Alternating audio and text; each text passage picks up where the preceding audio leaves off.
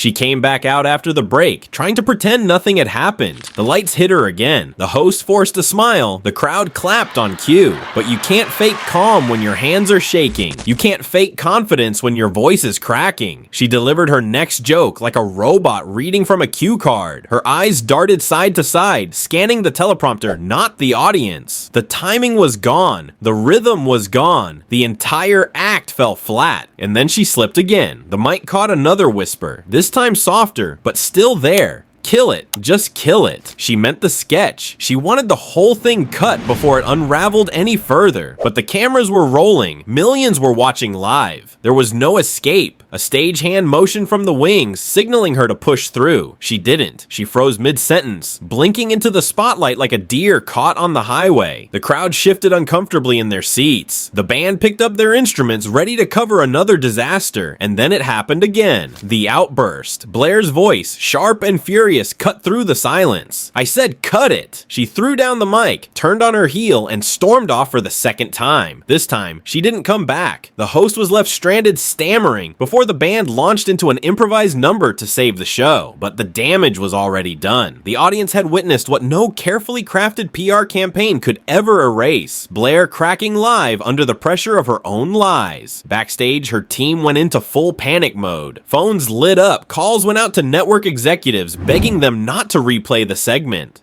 We'll fix it in the rerun, one handler promised. But that wasn't possible anymore, because in the age of smartphones, the meltdown was already captured, clipped, and uploaded before Blair even left the studio. The clip spread like wildfire. Within an hour, it was everywhere. Shared, replayed, slowed down, dissected frame by frame. Millions saw her snapping, millions heard her whispers, millions watched her storm off in real time. And each replay stripped away another layer of her perfect image. Her fans didn't see the glamorous, untouchable star anymore. They saw the rage, the panic, the unguarded moments she never wanted the world to see. They saw the real Blair. By morning, the fallout had begun. Network executives held emergency meetings. Ad partners called in lawyers. The show's producers issued a vague statement about technical difficulties, but no one believed it. The footage was too clear, too raw. Blair's meltdown wasn't a rumor or a smear campaign. It was fact, caught live on camera and preserved forever online. And the world was watching it on loop. That was the moment everything shifted. Blair didn't just lose her composure. She lost the one thing she'd built her entire career on: control. By sunrise, the clip wasn't just viral. It was radioactive, and brands that once fought for Blair's face were suddenly running for cover. The first to blink was the fragrance line. Just weeks before, Blair had been the centerpiece of their new campaign. Billboards, magazine spreads, commercials dripping with luxury. But overnight, her face vanished from their homepage. The official word? On review? Everyone knew what that meant. When a company puts a campaign on review, it's corporate code for we don't want to be tied to this mess.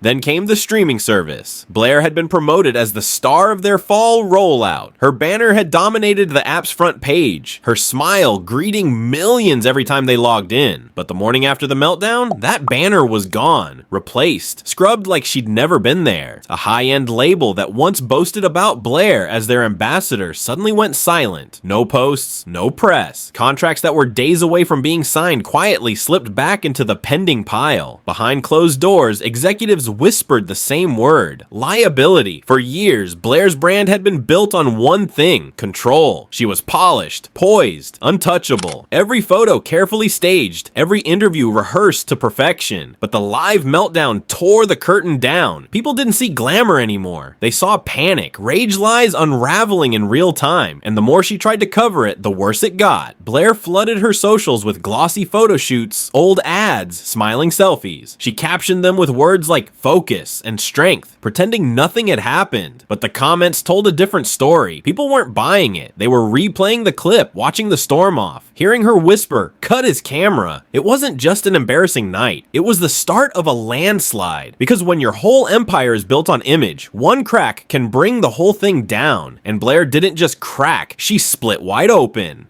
The calls that used to come in daily, offering deals, roles, endorsements, started to dry up. Managers who once bragged about working with her began dodging calls. Doors that had always been open started closing one by one. And while her team scrambled to plug the holes, the truth was sinking in. Blair's brand wasn't just damaged, it was collapsing. And this time, no PR spin, no settlement, no glossy campaign could save it. Her perfect image was gone, and in its place was the truth. The Blair who panicked, snapped, and showed the world exactly who she really was. If the meltdown shattered her image, the next blow crushed her case. Because this wasn't just about Blair losing control on stage. It was about the lies she built her entire lawsuit on, and Jax's team had the proof. It started with the emails. On the surface, they looked solid. Timestamps, chains, neat formatting. Blair waved them around like a smoking gun. But Jax's team didn't just glance at them, they dug deep, and what they found made her entire case collapse. Metadata doesn't lie. Every email carries a fingerprint, a hidden record of when it was created, when it was edited, and by what device. And the proof Blair had offered didn't add up. Dates had been altered, attachments were inserted days later, entire sections had been copied, pasted, and repackaged as original. When the analysis came out, it wasn't speculation, it was fact. Blair hadn't just misremembered, she had tampered, and once you tamper, you lose everything. But the emails were just the beginning. The real blow came from the footage. Blair had sworn under oath that she was on Jax's set at a certain time, at a certain place, when her evidence was supposedly recorded, but the cameras told a different story. Security footage from across town showed Blair walking into a hotel lobby at the exact same moment she claimed she was standing next to Jax. The clock on the wall in the frame made it airtight. The timestamp couldn't be argued. She wasn't where she said she was, she couldn't have been. And then came the message, the so-called confession Blair swore Jax had sent her. She brandished it like the final nail in his coffin, but when Jax's forensic team examined it, the cracks split wide open. The font weight shifted in the middle of the sentence. The line breaks didn't match the software. And worse, a jump in the metadata showed the message had been altered weeks after it was supposedly sent. To the naked eye, it looked like proof, but under the microscope, it was a forgery. Jax's team laid it out step by step. The screenshots, the metadata charts, the comparison of timestamps, frame by frame analysis of the leaked video Blair had used to back her claim. And there, in plain sight, was the splice. A hard cut right where Jax supposedly confessed. Not a glitch, not a lag, a deliberate edit. When the report hit the courtroom, it didn't just weaken Blair's case, it demolished it. The emails were doctored, the footage didn't line up, the messages were altered. Her so-called proof wasn't proof at all, it was fabrication. And once the foundation of her case was exposed as fake, the rest of it came tumbling down. Once the fake emails and doctored footage were exposed, Blair's story should have already been finished. But what really buried her wasn't just the forensics, it was the people, the witnesses, the ones who stood up one after another and proved that Jax had the truth on his side. First came Jax's producer, calm, steady, and armed with records. She laid out the schedule from that day with precision. Every call sheet, every rehearsal note, every camera log, it all lined up. The times matched perfectly, and not a single detail placed Jax where Blair claimed he was. Then the driver. His logbook showed the routes. The GPS data backed it up. Timestamps on toll passes and parking stubs locked it in even tighter. He had receipts down to the minute, and every one of them clashed with Blair's timeline. Security stepped in next. Badge swipes from the studio showed Jax's exact entry and exit. The electronic system tracked every time his card hit a scanner, leaving no room for debate. Blair said he was with her, but the studio said otherwise. The doors themselves told the truth. And then came the studio cameras. Not grainy, not blurry, but crystal clear footage with clocks visible in the background. You could see Jax in rehearsal while Blair swore he was across town. The contradiction was undeniable. But the most damning part wasn't just the records. It was the consistency. Witness after witness told the same story. Their accounts lined up with each other, with the logs, with the footage. Every piece fit together like a puzzle. Meanwhile, Blair's story stood alone, unsupported, collapsing under its own weight. Then came her so-called leaked video. Jax's tech experts slowed it down frame by frame. The audience gasped as the splice came into view. The jump cut was obvious once you knew where to look. The shadows shifted unnaturally. The audio clipped. It wasn't a slip of the tongue. It was a cut and paste job. And here's the thing. Once a jury sees proof of fabrication, trust is gone. If one piece is fake, how many others are too? If she could stitch together one video, what else had she edited? The credibility Blair clung to slipped through her fingers like sand. The witnesses weren't just defending Jax, they were dismantling Blair's entire timeline, brick by brick, until there was nothing left standing. By the time they finished, her story wasn't just shaky, it was impossible. By the time the witnesses finished, the tension in the courtroom was thick. Blair sat stiff in her chair, flipping through papers she wouldn't look at twice, pretending she still had control. But the judge wasn't fooled. The jury wasn't fooled. No one in that room was. Her lawyers scrambled, filing motion after motion, seal the documents, exclude the footage, block the testimony. Every request boiled down to one thing, but the judge's gavel hit like thunder. Denied. Over and over again. And then came the ruling that changed everything. The court ordered a full forensic pull on every device tied to the case. Laptops, phones, tablets, external drives. Nothing was off limits. Independent experts would comb through everything, and Blair couldn't stop it. That wasn't routine. It was a message, a clear signal from the court. We don't trust your evidence. Jax's team welcomed it. They pushed forward with calm precision, their confidence growing stronger with every ruling. Every objection Blair's lawyers raised fell flat. Every desperate attempt to stall was crushed beneath hard proof, and the more she tried to delay, the guiltier she looked. Then, cornered, Blair made a move that backfired instantly. She claimed to have a new witness, someone who would finally back her story. The announcement sent a ripple through the courtroom. Was this her last weapon? But when the day came, there was nothing. No sworn statement, no testimony, no face to attach to the claim. Just silence. Meanwhile, Jax's side stacked the table with fresh declarations. Sworn signatures, detailed logs, airtight accounts. Solid, undeniable. The contrast was brutal. Jax's evidence was sharp and clean, page after page. Blair's witness didn't even exist on paper, and the judge noticed. His tone grew sharper, his patience thinner.